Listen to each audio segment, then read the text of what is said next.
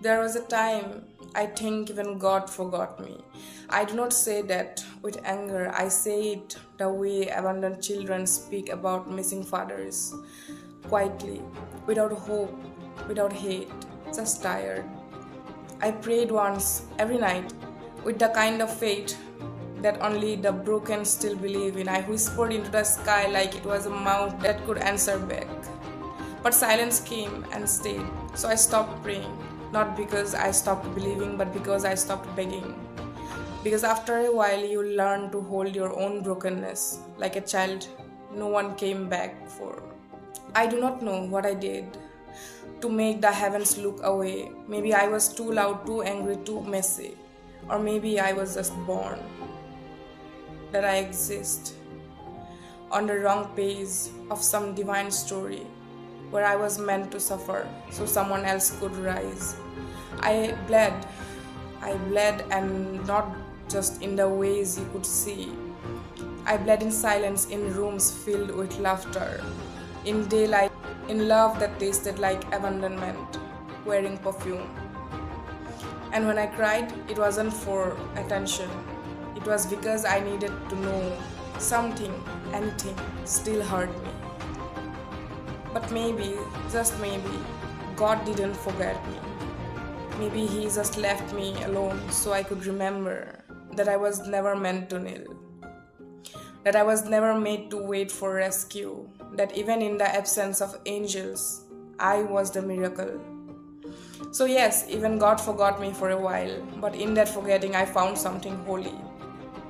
Inside my own damn self, a fire, a voice, a reason, and now I don't need to be saved. I have already become what I was praying for.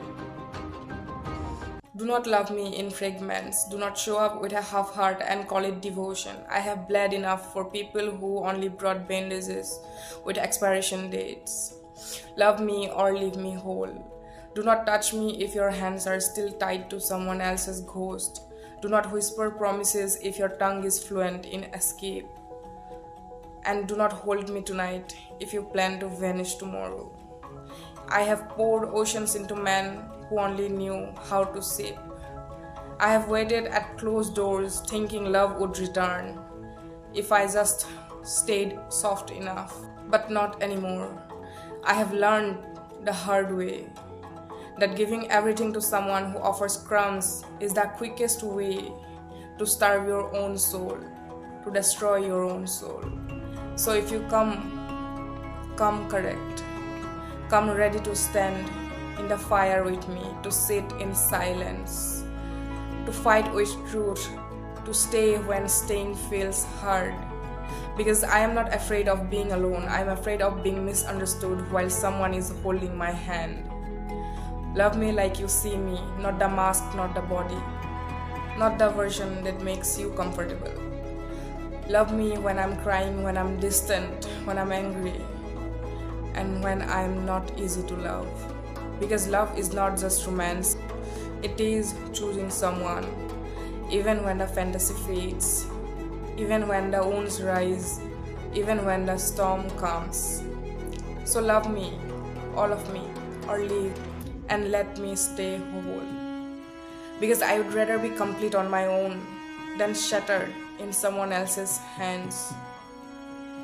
There are days I go through the motions. I wake up, I brush my teeth, I talk to people. I even laugh sometimes. But none of it touches me. Like I'm watching a movie of myself playing a role I never auditioned for. It feels like everyone else got a manual on how to live a life, how to feel, how to connect, how to care. And I am just here pretending, existing. I think it started when I stopped trusting the world, when too many goodbyes felt like betrayals, when too many people said I love you and never meant it, when my softness got used like a doormat and my silence was mistaken for peace. So I started turning myself off little by little to protect what was left inside me. But here's the strange part. Even in the numbness, I found poetry. I found metaphors hiding in my hollowness. I found art in the ache. I found meaning in the madness, and when I could not feel love, I created it in words. And when I couldn't cry, I bled ink instead. Maybe I do not feel human because I have felt too much for too long. And now my soul needs silence just to survive.